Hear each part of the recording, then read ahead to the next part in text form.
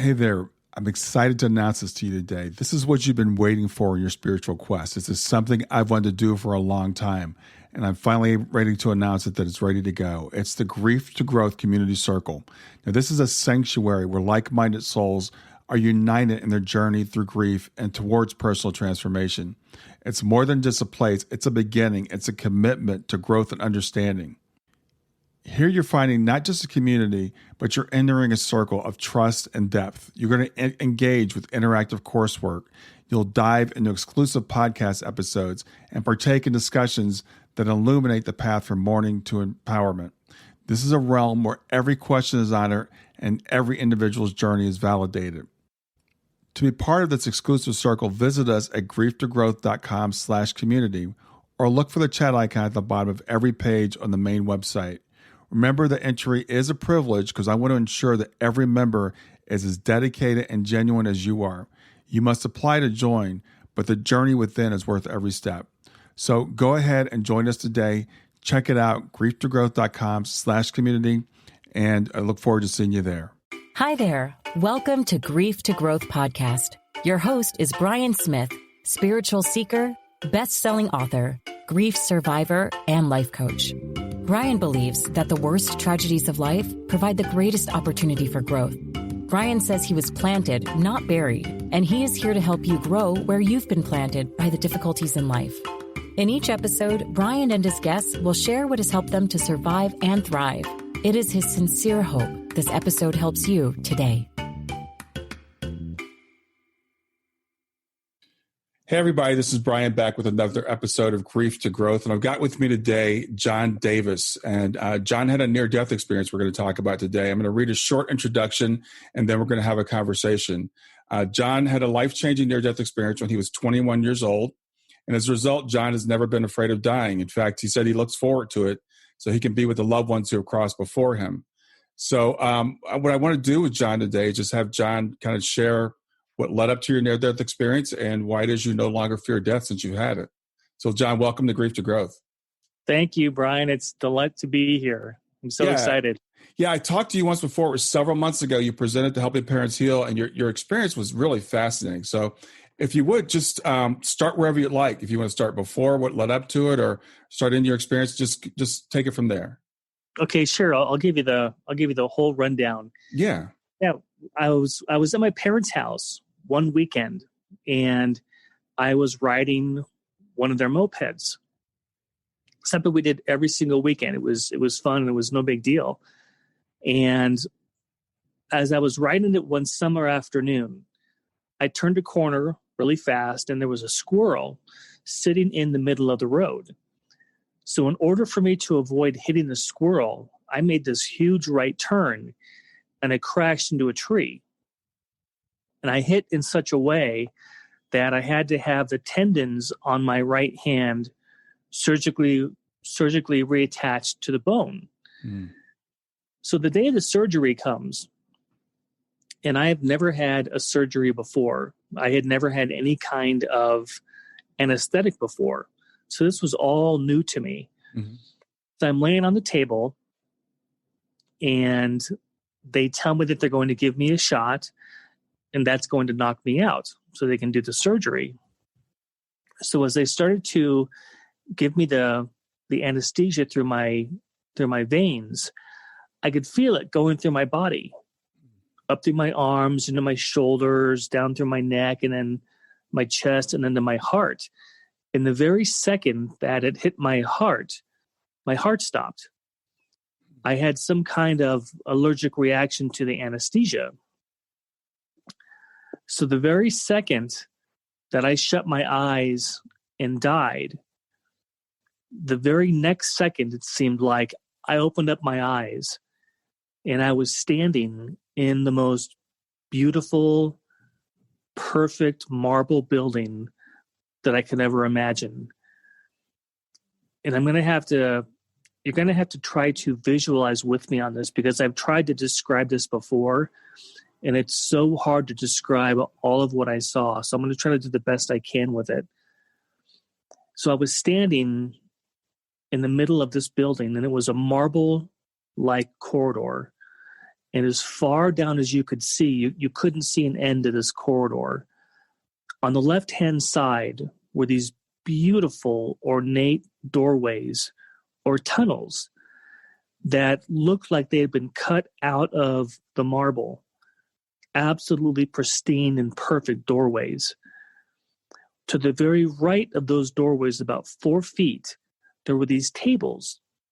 They were marble tables, and they each had 4 benches around the table, so people could sit at each end of the table, and they were square.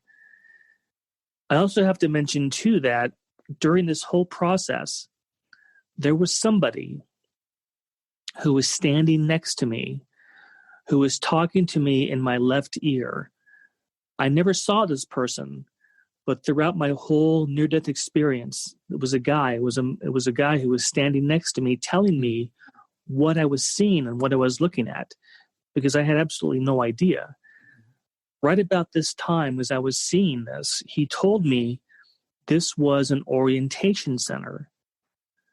And I didn't think at the time anything about that I was having surgery or that I had an allergic reaction and that I had died. That didn't even occur to me. I was totally simply engrossed in what I was seeing. And so I just listened. I just listened all the way through this whole story. Mm-hmm. And he told me this was an orientation center. There were people, 2 people sitting at each one of these tables as far down as you could see. 2 people, either 2 men, 2 women, men and women, it didn't matter. Mm. My guide told me to walk over and look inside the first doorway or the first tunnel. So I walked over and I looked in the tunnel, and what I could see was just absolutely breathtaking. Inside the tunnel, I could see stars, like as if I was looking out on a nighttime sky. I could see these stars, and I could see planets, and I could see galaxies. It was absolutely a magical experience. Mm. That is a tunnel that people come through when they die, and they cross over to the other side. Mm. Those are the tunnels that they take. Okay. So my guide then said, look up to your left and look at the next doorway. So I looked up to the next doorway, and there was a man that was coming through, and he had his right arm on his left chest, like what you do when you might have chest pain. Okay. Or you have like a heart attack, you'll put your hand on your chest. And my guide said he had died from having a heart attack. He looked very dazed. He looked very confused about what was going on. So the woman that was right in front of his doorway stood up. She walked over and she took his hands in hers. And she walked over and she sat him down across from her at this table. And I could see that she was talking to him, but I was too far away to see what she was actually saying. Okay. Well, all of a sudden, my guide said, watch what happens to him. And this man who had come through, he was probably in his 80s. And my guide said that he had died from having a heart attack. So he died. He came through the tunnel. When he got to the edge of the tunnel, he saw these 2 people sitting at this marble table. So she was holding his hands, talking to him. And as I was watching him, his appearance began to change. He was an 80-year-old man when he came through the doorway. Mm-hmm. But as he was talking to this counselor, he became younger and younger until he was probably in his late 20s or early 30s. Her job as an orientator was to help people remember that they have just finished a lifetime and that they're home now. And whether you want to call it heaven or you want to call it the other side, that's our true home. That's where we exist for eternity. Wow. Yeah, it was absolutely amazing. So when she was done talking to him and he was back to his old self, either 20 or 30, he stood up like he was finished. He walked over to the right of the door of the table, and he walked down 3 marble steps. And I could see all of this. He walked down these 3 marble steps to a garden. And I know people have described the gardens on the other side, that they're absolutely beautiful, but they are. They are so hard to describe how beautiful they really are. Flowers and plants and bushes and trees and the grass. The gardens were almost like they were alive. Just absolutely beautiful. What was happening to this man is, as he walked down those 3 steps and he walked into the garden, there were people there, a lot of people, and they were there to greet him from coming back from his life. They were hugging him, kissing him, welcoming him home, saying, "What a great job you did. You did great. Now you're back home again." And that was absolutely unbelievable to me, that when we die, we go through a tunnel, we have an orientation if we need it. And sometimes people don't need the orientation because they are much closer to the other side than others, especially kids. When kids cross over, they don't need to have an orientation because they just came from there. The orientation is for people who may have lived a long, long life and had forgotten where they really came from. Wow. And so that's where those counselors really come into play. And it was fantastic. I wish I could describe to you what it looked like. But as I looked down this corridor, there were people coming through the corridors, through these tunnels, all the way down this entire corridor. It was very busy. People were passing over, people were crossing over all the time. And these counselors would get up and help them and bring them back to these tables and help get them orientated. And my guide told me that this was an orientation center. And it was only one of the different kinds that are there. I guess he didn't have time to show me the rest of them. Okay. Wow. Okay. But that was called the Orientation Center. Mm-hmm. And now, from now on, what I'm going to share with you are the different places that he took me to on the other side. The next thing he took me to was a building.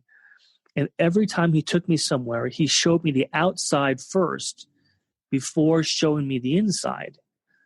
So the building he took me to next was another Greco-Roman building with white columns, beautiful white Grecian Roman columns out front. And they were formed in a circle with a dome on top. So if you can picture that in your mind, that's what it looked like. So a circular building with columns all around it? Exactly. Okay. Yeah, exactly. Those beautiful marble columns. Mm-hmm. And it had a dome on top. So then we walked in, and he told me, my guide said, this is where we plan our lifetimes, because all of our lives go through a planning process, and we plan them with our main guides before we come into life, so that life it's not just a random accident. There's purpose, there's reason, there's a drive behind every lifetime that we lead to learn lessons and to grow from. When I first walked in, there was a table, and he was standing by it, and there were 2 scrolls on the table. One had a blue ribbon on it, and the other one had a red ribbon on it. And I didn't know what these were at first. My guide said, these are your scrolls that you write the major points of your lifetime on. And everybody has these scrolls. These are the kind of scrolls that everybody writes down where they're going to live, what kind of life they're going to have, what their parents are going to be like. Are they going to go to school? Are they going to go to college? What's their career going to be? Are they going to have a lot of money? Are they going to have a little bit of money? All of that is prepared ahead of time on these scrolls. So I walked over, and I went to unscroll, or I picked up the blue scroll, and I took off the ribbon, and I opened up the scroll on the table. And I could see that it was written in black calligraphy writing. And when I tried to read it, all of a sudden the scroll folded back up again. And my guide said, I'm not allowed to read that until I finish this lifetime. but he was trying to show me that our lives aren't an accident, that everything is actually planned out for a reason. And I thought that was just absolutely fascinating. So it's planned out, but when we come here, we forget it. We forget the plan. That's exactly correct. Okay. And he said we forget it because if we knew what we were supposed to do, we wouldn't be testing ourselves. Yeah. On the other side, or in heaven, everything there is absolutely perfect. Mm-hmm. It's beautiful and it's perfect, and it's hard to experience learning something. Like if you were supposed to go through a breakup, to learn what it was to go through a breakup and have forgiveness, for example, you can't really do that on the other side because there's no negativity. There is no such thing over there as a breakup. You just don't want to see each other anymore. You just simply say that, but there's no animosity. Not all the emotion and yeah. Yes, exactly. Yeah. That only exists here. Okay. Anyway, it was absolutely fascinating. Yeah. So the next thing he took me to. What was the other scroll? You said there was another scroll? Did you? There was another one there, and I couldn't see. I didn't open up that one. Okay. Because he was actually taking me one place to another so quickly. Mm-hmm. We were just going place to place. Mm-hmm. The next thing he took me to was the largest building I had ever seen. Again, it looked like it was marble. And I can still remember looking down this marble at the outside of the building, and it was so long, you could not see the end of it. Well, I didn't know what this building was until he took me inside. When I got inside this building, I could tell it was a library. It was the most beautiful, ornate library I had ever seen. There were people walking around, people sitting down at tables and chairs. People were looking for books. And this was so strange for me because right about this time during my experience, I was starting to think something must have happened and I died. Because, I know that they don't have anything like this at the hospital. Wow. Yeah, so I thought, okay, something really must be going on here. But I didn't think to ask any questions. I just looked at all the people that were busy doing all these things they wanted to do. And they could actually, well, when I was growing up, I grew up a Catholic. Mm-hmm. And when I was growing up, I'd always thought that when you died, you were just a ball of energy and that you existed somewhere, but that you didn't have any kind of presence or any kind of shape. I just thought you were a ball. Yeah. But everybody there looks exactly like we do. Okay. They have substance. Yeah. Everything over there has substance. If you want to sit down, you pull a chair out just like you do here and you sit down and it's solid. Your body is solid. The tables around you, everything is solid, just like it is here, but it's a different dimension. Stay with us. We'll be right back. Hey there, something I want to tell you about today. My podcast platform, Buzzsprout, has recently made it easier for me to allow you to support me financially. Go to www.grieftogrowth.com/subscribe. That's grief2growth.com/subscribe. And once you're there, you can sign up to support me financially. Now, you can do it for as little as $3 a month or, of course, as much as you'd like. If you do that, you'll get access to bonus episodes, and you'll see those in the regular feed. They'll have a lock on them. But when you become a subscriber, you'll actually get access to your own private feed, and you'll be able to listen to the regular podcast along with the bonus podcast for the subscribers. I want to thank you for listening. I want to thank you for sharing the podcast. And I want to thank those of you who support me financially. Have a great day, and on to the episode.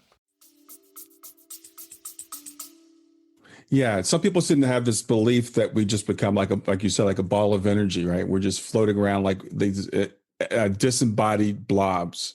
So exactly. It's interesting when I hear people say, yeah, you do have a body, you can sit down. Yes, absolutely. You can do all of that. Okay. And so we're looking in the library, and he tells me now he wants to take me to the left-hand side of the library. So we're going over there, and he shows me on the left-hand side are these rooms, just like our libraries now have study rooms that you can go into. Mm-hmm. The library on the other side also had these study rooms. So he showed me one of them, and you would step down about 2 or 3 feet into a sunken type of living room. That's what it looked like. Mm-hmm. There was a woman sitting there. She had her back to me. She had long, dark, flowing hair down to her waist. And she was watching something that looked like it was a flat screen TV. I'm sure that's not what it was, but that's what it looked like to me when I was Mm-hmm. watching. Sure. And he said, "Look at what she's watching." So I looked over there, and she was watching on this TV screen, she was watching a battle that had happened between the Native American Indians and the American cavalry some 200 years ago. She was watching live history. And I asked this person, I'm assuming it was a guide that was with me. I don't know for sure. Mm-hmm. Assuming it was a guide. I asked him, "Please explain to me, how is it possible that she can be watching something that happened 200 years ago when we didn't even have video cameras back then?" Yeah, right. Yeah, how could she be watching this? Mm-hmm. And he said that everything that you experience in Earth, everything is recorded by God. And I had absolutely no idea how that was possible, Mm-hmm. but it was. And it is possible to go back and look at any period of history anywhere at any time and see what really happened. So she was watching this Native American battle. And here's the most amazing thing. Not only do you have, if you're interested in learning something, there are so many ways to learn and to grow. The other side for us, we don't just sit around playing harps. We actually go to all these different things, like going to classes, going to lectures, going to concerts, going to libraries. The whole idea behind the other side is learning and growth. Mm-hmm. Souls love to learn and they love to grow. And that's what happens a lot on the other side. Not that that's all you do. You do all kinds of things too, but you love to learn and study and grow. And so a lot of that goes on. Well, he told me that while we were watching this girl watch this video, he said that you're not limited to only watching. You can actually step in to living history on the other side. So let's say, Brian, you had always loved studying the history of World War II. Mm-hmm. And you were always fascinated by the Normandy landing in France. Mm-hmm. You could go to one of these rooms. You could pick up a chip, put it in what looked like a video machine, but I know it wasn't that. It was far more technology advanced than that. But you could put this chip inside this machine, and all of a sudden it would show you what happened during the Normandy advance in France. Mm-hmm. But not only that, but there's a place you can go where you can actually step in or walk into living history on the other side. So you could walk in there and you could actually be standing on Normandy Beach, taking in the smells, the sights, the feelings, everything that happened during that battle. And that's with anything. You can do that with your own childhood. Did you ever see Star Trek where they had the holodeck? Yeah. It was kind of like that. Yeah. Where you could go back and you could see everything in history, every part of history that you wanted to see. Yeah. I was just amazed to learn that there are so many ways over there to learn things. And one of the favorite things people have is learning and gaining knowledge. That's why this library was so big. Okay. And he told me that there are libraries for everything. They have libraries for the history of painting. They have libraries for the history of music, or libraries for history of just plain old history of a certain time period. Yeah. Everything that was recorded in the past is there. Okay. So that was absolutely phenomenal. The library was just, I didn't want to leave because I wanted to sit there and watch and see what else you could see, but you can see everything. Yeah. So can you also revisit, you said, I think you mentioned this, can you revisit your own life? You know, like if you go back and see your own childhood or your children's when they were young. Yeah. Yep.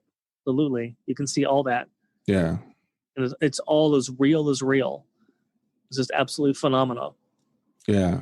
So the next thing, so that was the library building. The next thing he took me to was another large building. This one looked like a stadium.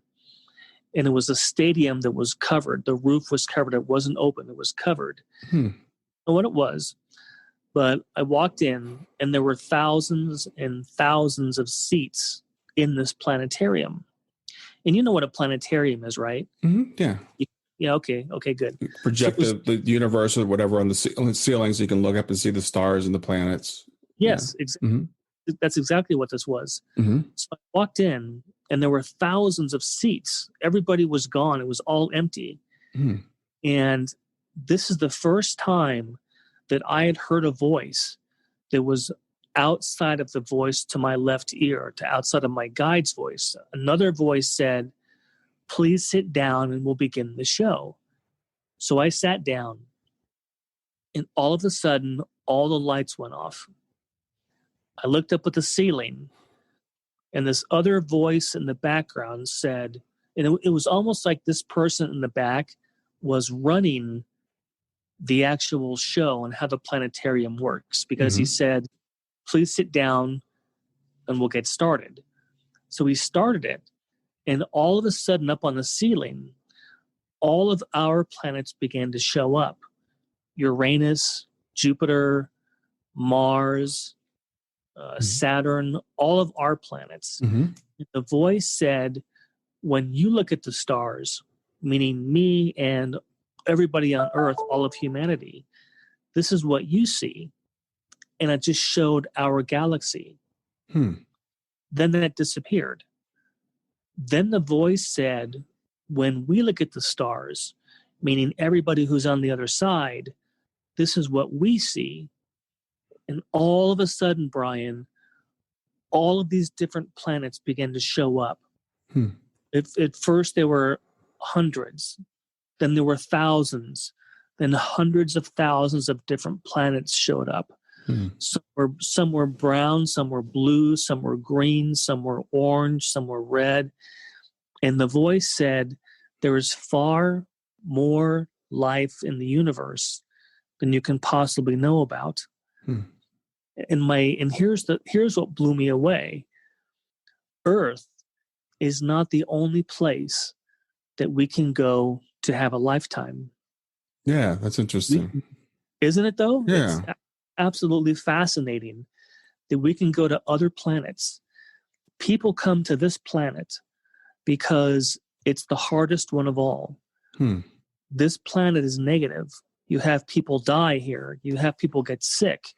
You have accidents happen. You have wars. You have starvation. You have corruption. You have all of these negative things that happen on this planet. Well, apparently, all these other planets don't have that. And in order to learn quickly, people come to the Earth to experience learning lessons.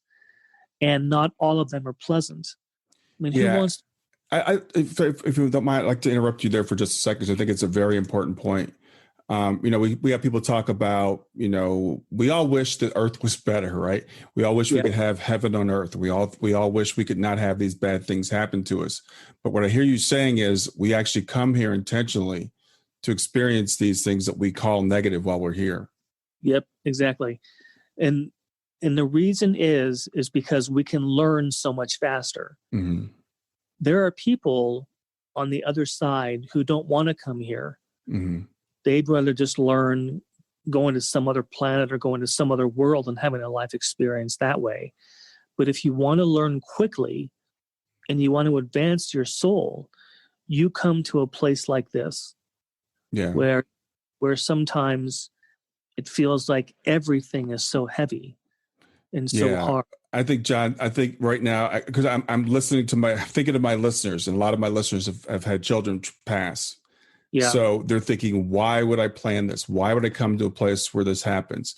And I think about the racial stuff we're going through right now. And I think about coronavirus, and people are saying, why would I plan this? So how would you answer that?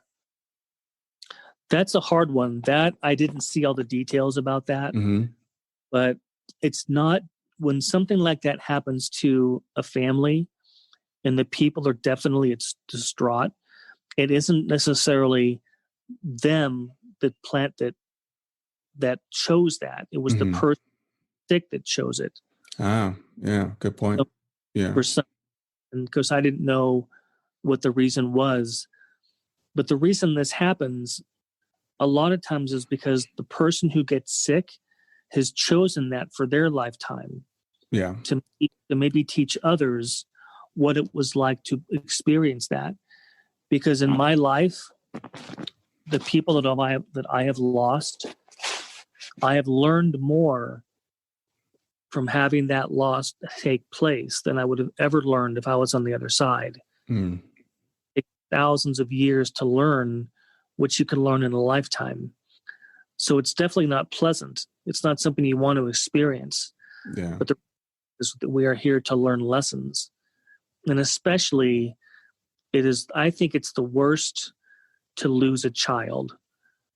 I have lost parents, friends, but I've actually never lost a child. We have two teenage boys, and I think I would be hard tested to realize what I would have to do, how strong I would have to be able to get through that.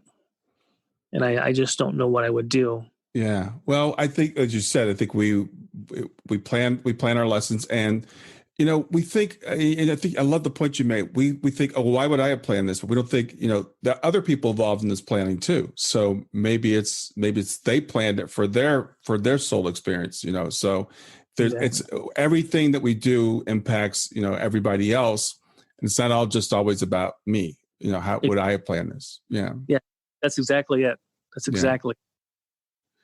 So the planetarium, he was just trying to tell me that there are so many other worlds that exist. And here's the part that really got me fascinated, was that we can incarnate and have lifetimes on those other planets. Yeah. We don't have to just come back to Earth. And the other planets have evolved way past having to deal with starvation or wars or corruption. None of that exists there. That just exists for the lucky ones that come to Earth. Yeah, well, this planet, and that's to me, it's like, this planet seems so primitive to me. It's like you would think we'd be past this by now, but maybe it's this way by design. And as you're saying that, I was thinking about, talking with someone about reincarnation the other day, and there was like, okay, well, you have to keep coming back to Earth over and over and over again. It's kind of nice to know that we don't have to come back here all the time. Exactly. You don't have to come back here at all if you don't want to. We'll get back to Grief to Growth in just a few seconds. Did you know that Brian is an author and a life coach? If you're grieving or know someone who is grieving, his book, Grief to Growth, is a best-selling, easy-to-read book that might help you or someone you know. People work with Brian as a life coach to break through barriers and live their best lives. You can find out more about Brian and what he offers at www.grieftogrowth.com, www.growth.com, or text GROWTH, GROWTH, to 31996. If you'd like to support this podcast, visit www.patreon.com/grieftogrowth, www.patreon.com/GRIEF, GROWTH, to make a financial contribution. And now, back to Grief to Growth. Yeah. That's the neat thing. And the only reason people do is because, like, you've heard of near-death experiences where the mom or the father is above their body looking at their children. Mm-hmm. They're offered the chance, do you want to come back or do you want to stay? And almost all the time they want to stay to be with their kids. Yeah. Yeah. They just want to be with their kids as much as they can. Mm-hmm. And it's absolutely brutally hard to lose a child. But what parents forget is that many, many times that was charted by the child for something that they wanted to go through. Mm-hmm. Wow. Yeah. That's good to know. Yeah. So the planetarium part about that was, I think that was probably my most favorite part. Yeah. You can go to other worlds. You can see other planets. There are other places that don't have wars and don't have sicknesses and don't have kids who are dying. That only exists on this world. Mm-hmm. We finish this planet. Once we finish here, we don't have to come back unless we want to. Yeah. Well, that's really good to know for people that are struggling, that are struggling here, and they hear about. I have a friend. I would mention reincarnation. She would literally start crying because she had had such a tough life, and she's like, "I never want to come back to this place again. Please don't tell me I have to come back here again." She doesn't. Yeah. And that's the most beautiful part about it, is because you don't want to come back here and you don't have to come back here. There are so many other worlds to go to. Yeah. It's absolutely beautiful. So what was after the planetarium? Stay with us. We'll be right back. Hi there. I'm really excited to tell you about my latest ebook. It's 4 lessons that you can learn from the near-death experience without going through all the trouble of dying to learn them. I've been studying NDEs for several years now. I am completely convinced that not only are they 100% real, but that there's some very universal wisdom that we can get from the near-death experience. And I've distilled that down in this book into 4 short lessons. And I've also given you all the reasons why I believe that NDEs are absolutely real. So go to www.grieftogrowth.com/NDE lessons to pick it up for free. www.growth.com/NDE lessons. I hope you enjoy it. The planetarium, those were mostly the big buildings that he wanted to show me. Mm-hmm. After the planetarium, he took me to a beach. And all of these things I want to share with you now, all these different buildings, these are things that people do on the other side for fun. Mm-hmm. Okay. They enjoy learning. They enjoy reading. They enjoy painting or whatever they might love to do, cooking. All of it is done because they love it. They don't have to do it because they have a job. God has given everybody gifts. And maybe your gift is singing. Maybe your gift is working on cars, or maybe it's being a architect. Mm-hmm. Your gift you can utilize on the other side as much as you want to, and there's no other reason than doing it because you love it.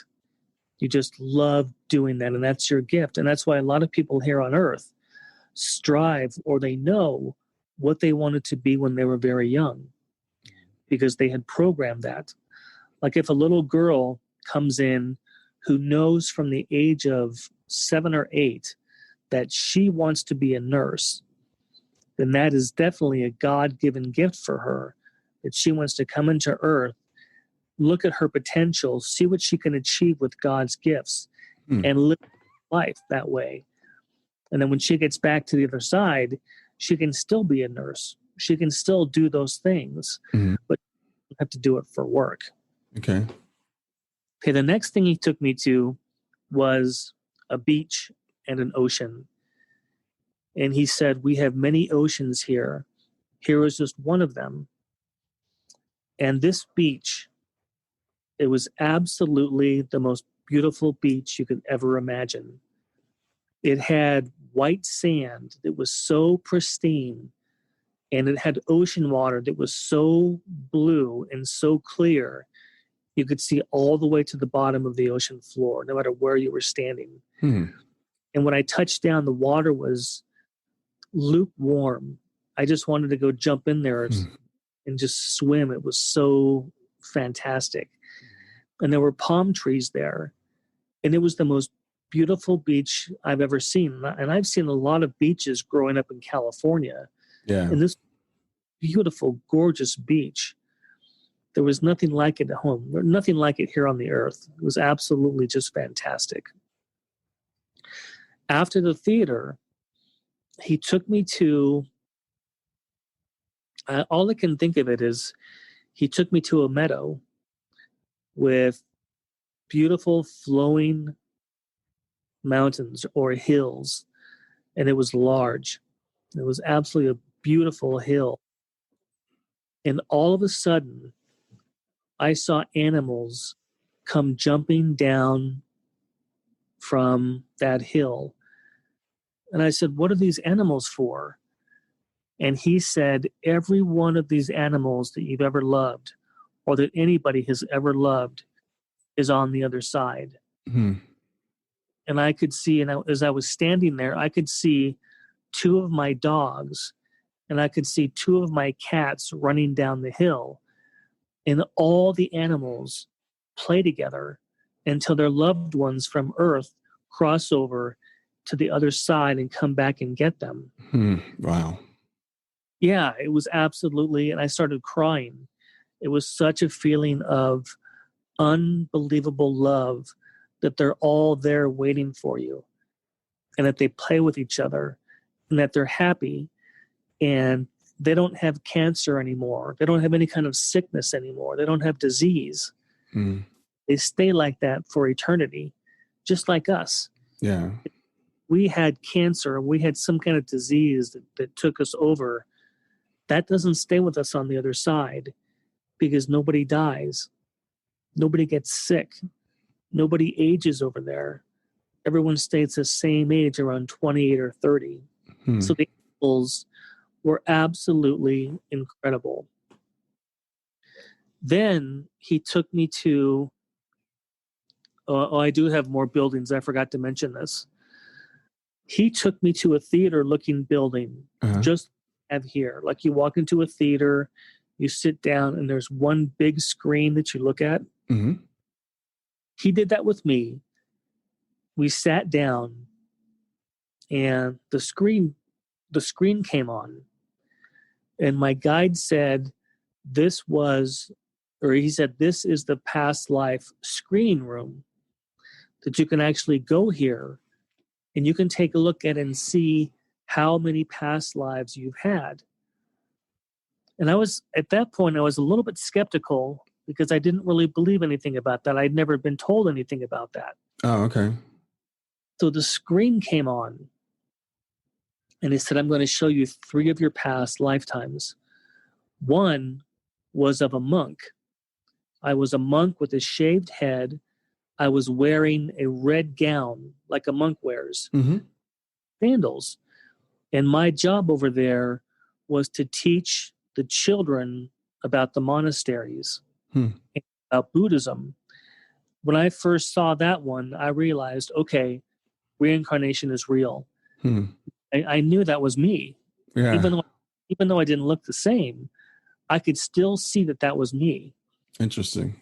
Yeah, it really was. Yeah. And the next he showed me was I was a wheelbarrow shoe repair person, something like that. I had a wheelbarrow. It was like in Russia somewhere or somewhere in Egypt that had cobblestone roads. And my job in that lifetime was to repair shoes. Interesting. Okay. Wheelbarrow, and I was pushing it around with different shoes that I fixed for people in the little area. So that was that life. The third one he showed me was of a fisherman on a little raggedy boat that I would throw out the nets next to the boat and pull in the fish. And those were those 3 lifetimes in that building that he showed me. At that point, I realized, okay, I do believe in reincarnation. I absolutely. Yeah. Then he took me to another building. And you have probably heard about this. This building, again, was round. It was a theater. When you walked in, it had seats everywhere. But the difference was that the theater had the screens all the way around the whole top of the theater. So it wasn't just one screen. Hmm. It was 20 screens. And he told me what it was. He said, this is where you go when you review your lifetime. Oh, okay.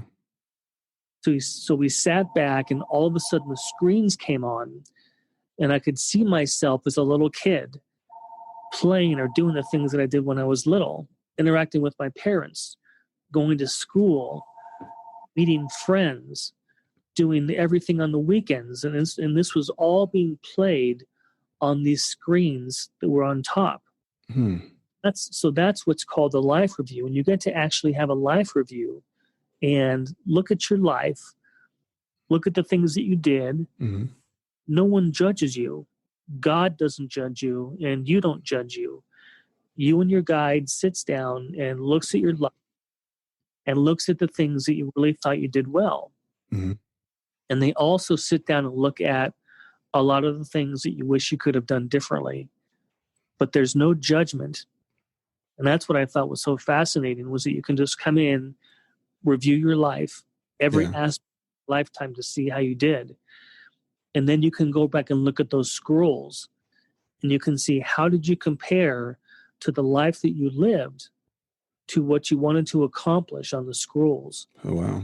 Yeah. And it can be really simple. It can be, I wanted to come into life because I wanted to learn patience, or I wanted to learn how to love my kids, or I wanted to learn how to be a better friend. And they're very simple types of goals that we have. Mm-hmm. And those are goals that we have when we come into life.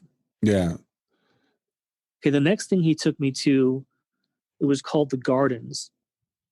And this was a place over there that was absolutely undescribable. There were flowers for miles around that you could actually go to, sit there and just smell the flowers. There were thousands upon thousands of rows of purple flowers, white flowers, red, orange, and there were other colors too that we don't have here. Hmm. And you can just stand there and smell the aroma. You can smell it. It's absolutely beautiful. And he said people can go here when they want to come for meditation. So if you meditate in life, you can also meditate on the other side. Wow. So that was that. Mm-hmm. The other thing he took me to was what I would call the sports arenas. He took me to a place where there was so much green grass, so many sports fields, that again, you couldn't see the end of how long these lasted. It was like going to watch a football game, but the grass never ended. You could play any kind of sport that you wanted to play. You could play baseball, basketball, football, soccer, rugby, golf, anything you could play were there on these sports fields. Hmm. And I was watching these guys playing soccer, and I wanted so badly to go jump in there and play soccer because your body feels great. Oh, yeah. Yeah, you don't have any aches or pains. Yeah. Over there, you can't get sick and you can't break bones. We don't have to use lungs to breathe over there. We have a body, just like we do, but we don't have lungs to have to breathe. So the best thing is you don't ever grow tired. Yeah. You don't get tired there. And you can spend all of your time doing what you love to do. Visit with friends, visit with loved ones, take a walk with your dogs or your cats, or paint, or be a craftsman. You can be anything. It's absolutely fantastic. Now, I know we don't have to eat, but can we eat? Can we enjoy food? Yeah, we can. Okay. But we don't have to eat to sustain ourselves. Yeah. But we can, because there are a lot of people here who love to cook. Yeah, I love to cook. Yeah. Oh, yeah, you can cook over there. Yeah. Anything you love to do here, you can do over there. You know, it's interesting, John, as we're having this conversation, I think about, some people think, oh, when we go there, we're going to miss the stuff we have here. But I think and we say, oh, and then you say, well, then we got the things there that we have here. I think maybe we have the things here that we have there. It's kind of like, true. This is a reflection of home. That is true, because everything that comes here comes from the other side first. Right. Like our bodies are even more perfect over there than they are here. Yeah. Yeah. This is kind of the shadow. This is kind of, yeah. That's exactly it. That's exactly a good way to say it. Yeah, absolutely.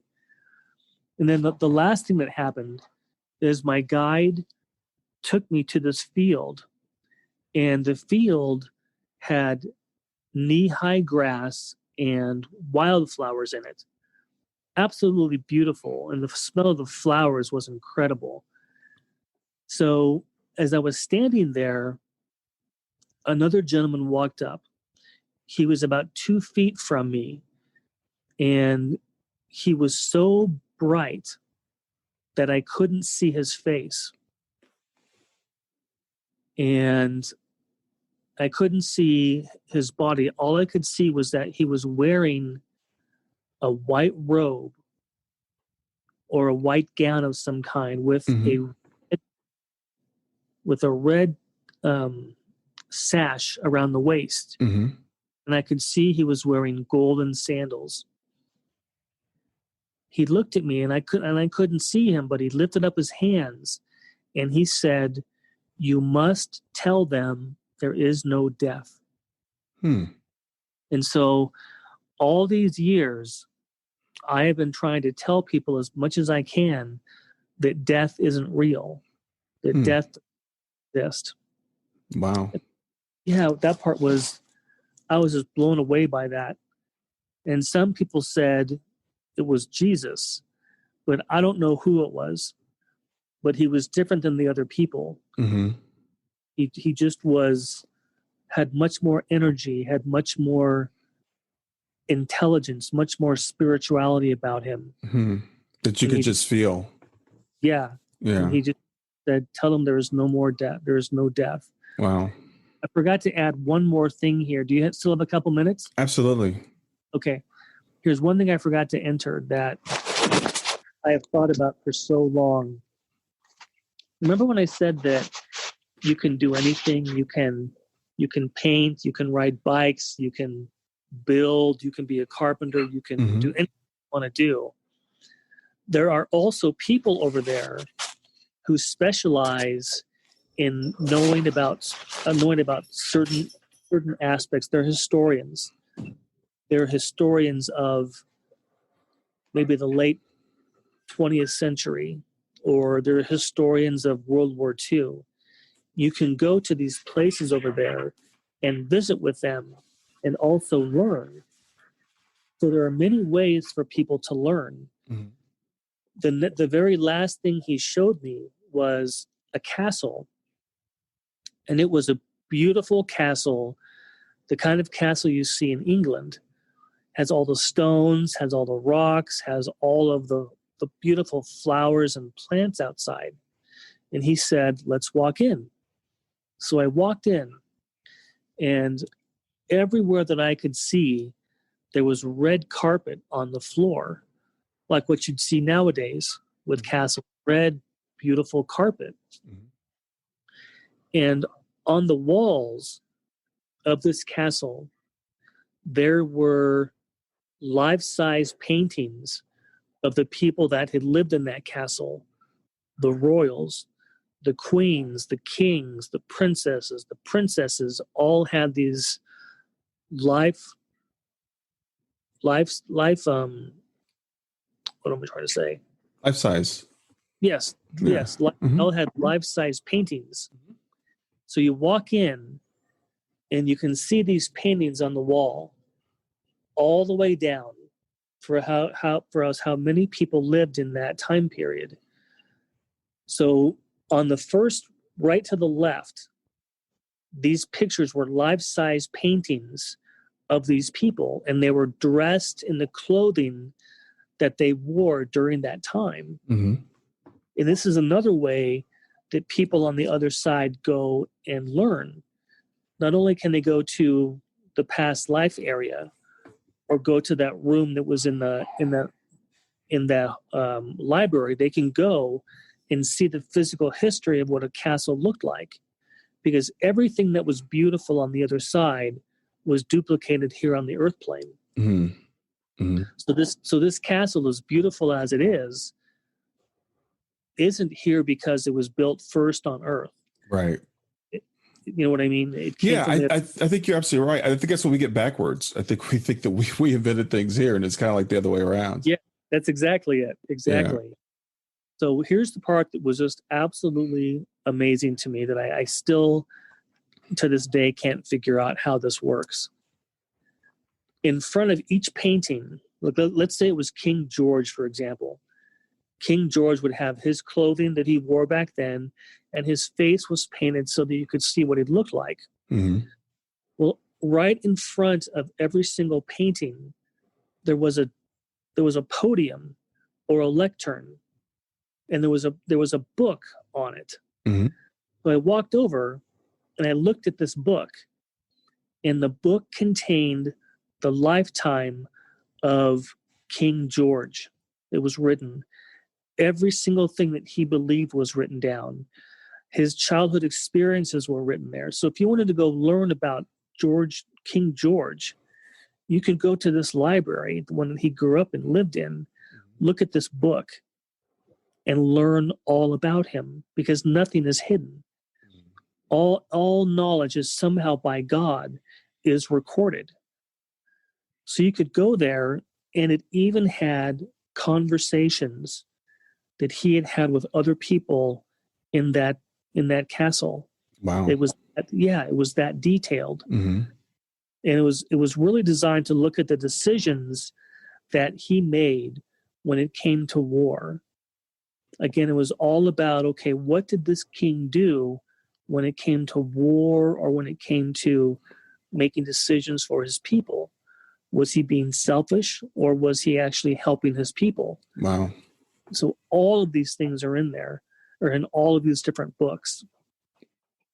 And that was the last thing he showed me. Wow. So at some point, were you given a choice to come back, or how did you transition out of this place? I didn't get a choice. The very second that, and the last thing I had was when the person told me, "You must tell them there is no death." Mm-hmm. The very second he said that, I woke up back in the hospital mm-hmm. with these doctors all looking down at me. And he said, he's back. And I was physically dead for 6 minutes. Oh, wow. And that's the crazy thing I don't understand is it felt like what he took me on was a 2-hour journey of the other side. Yeah. Because it felt that long. How could he possibly have showed me all of those things in 6 minutes? Yeah. So somehow the time is different there. Yeah. Like it doesn't exist here. And they were just amazed that I came back at all after having the elective surgery to my hands. So it was just, and I think it had been 2 weeks for me to actually try to understand what I experienced. Mm-hmm. I went to libraries and trying to find books on near-death experiences. And there really weren't very many at the time, but I found a couple, and I began to realize that that's what I had. I had a near-death experience. What year did this happen, John? I don't know the year, but it was 1985. Okay, so 85. So yeah, near-death experiences were not well known then. There were just starting to be some books about it. Yeah. Yeah, Raymond Moody's books, Life After Life. Yeah. But I was absolutely blown away. And I really hope that this information, the experience that I had, will help you and your listeners. It was so profound, and it's so much a piece of my life now that I share with almost anybody who wants to hear about it, because that's what he told me. Yeah. Well, it does. It helps so much. And I've listened to many near-death experiences. Yours is one of the more detailed ones I've listened to. And it explains so much of what, we're trying to piece together. Like what's this tunnel thing? What is this tunnel that some people experience, but not everybody experiences. Exactly. And you even said that the orientation, not everybody has to go through that. And the different aspects of the other side, because I've heard people say, well, if it's a real place, then why do people see different things? Well, they're different. You might end up in a different place when you happen to land there. So yeah, it's very, very, it's very comforting. It's very reassuring. It explains, reincarnation and why we might do that. I know soul planning is a new concept for a lot of people, and some people really struggle with it because they say, well, if I planned this life, I certainly wouldn't plan it this way. But it's a different perspective when you're over there, right? Because we're coming here for a goal. Yeah. And what's so interesting is that when you're on the other side and you plan out a lifetime, your lifetime seems like it's only 2 hours or 2 weeks, when you may have a lifetime that lasts until you're age 80. But over there, because there's no time, they don't think that way. Yeah. They just think, I want to go in and learn this lesson. I want to know what this feels like. I want to grow from it. And that's why I think sometimes people take on too much, because they know in a perfect environment like the other side, you know that your lifetime is only going to be a little while. Yeah. But over here, when you get here, a lifetime seems like a real long time, but to them it doesn't. Yeah, I'm starting to think of this as kind of like VR. It's kind of like virtual reality.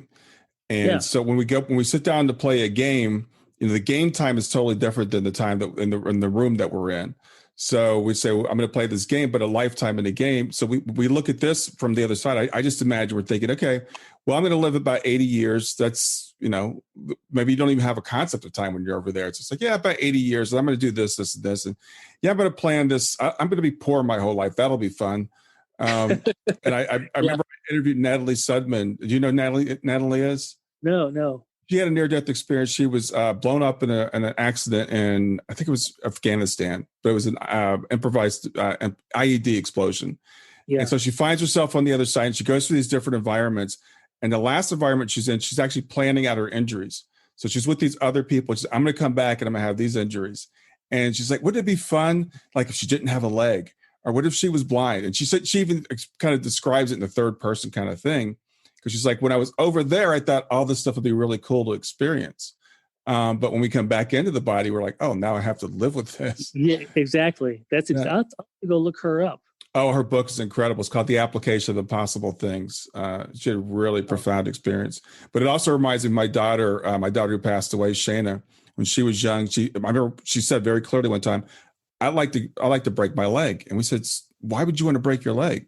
She said, I want to know what it feels like to walk on crutches. And we were like, Shayna, don't say that. Well, it was a few months or years later, she tore her ACL and was in a cast for like 3 weeks. And then she had to walk. Then she had to have surgery, and she ended up walking on crutches. But so my son had ACL surgery. Oh, really? Yeah. So yeah, I think I really appreciate you sharing this, because I think it's so profound. And I think it's so helpful for people to understand. Yeah, it really puts this life in perspective. And I think if we can keep it in perspective and keep in mind that is our true home, that's where we are. This is a training ground. This is a place we come to learn. Then maybe it can make it a little bit more tolerable for people. Absolutely. That's wonderful. I think you're right. Well, John, I really appreciate you doing this. It's great to have you on and to share your story with so many people that hopefully this will go far and wide. So you enjoy your rest of the day, and thanks for being here. You too, Brian. Thank you so much for having me. All right, you have a good one. You too. Talk to you later. Bye. Well, I hope you enjoyed the episode. I want to make it really easy for you to reach me. So just send me a text to 31996 and simply text the word growth, GROWTH. In fact, you can right now just say, hey Siri, send a message to 31996. And when Siri asks you what you want to send, just say growth. You can do the same thing with OK Google. Thanks a lot. Have a wonderful day. Thanks for listening to Grief to Growth.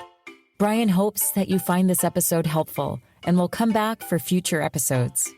Brian's best-selling book, Grief to Growth, Planted Not Buried, is a great resource for anyone who is coping with grief or knows someone who is. If you enjoy the podcast and would like to support it, there are 3 things you can do to help. The first is to share the podcast with someone that you think it will help. The second is to go to iTunes, rate, and review the episode. The third way you can support the podcast is by becoming a patron. Head over to www.patreon.com/grief2growth. That's patreon.com/grief, the number 2, growth, and sign up to make a small monthly donation. Patrons get access to exclusive bonus content and knowledge that you are helping to spread the message of grief to growth. For more about Brian and Grief to Growth, visit www.grief2growth.com. Hi there. I hope you enjoyed this latest episode of the podcast, and I'd love to hear your thoughts. What questions came up for you? What did you like about it? What didn't you like about it? I invite you to visit us at grieftogrowth.circle.so. That's grief, the number 2, growth.circle.so to continue the conversation with me and with other listeners. It's a space to sound off, to share reactions, and to go deeper into the topics from the show. I look forward to chatting more, and I hope to see you there.